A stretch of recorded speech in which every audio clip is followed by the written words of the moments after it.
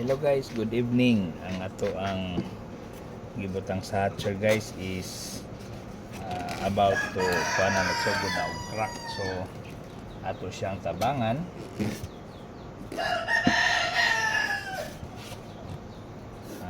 Matod pa nila nag-crack na ni siya guys. So isprayhan daw ni siya.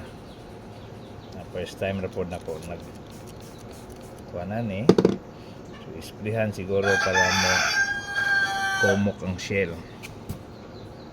So bus on according to them lang. First time pa na ko ni guys katong tanawon kung effective at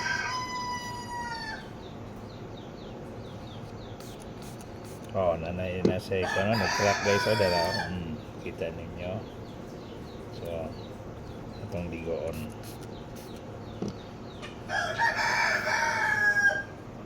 ato lang isa-isaon guys kay namanggoy kuan din na lima ra pud ni kabok ang kanang uban is bago lang akong gibutan.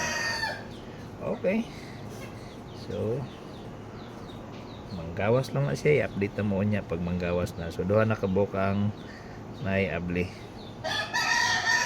So thank you for watching. Atong ibalik ang ato ang gabhan ng taklog. Ano siya ang monitor na to. Okay. Nagsiga na siya kay mabungawan. Babo.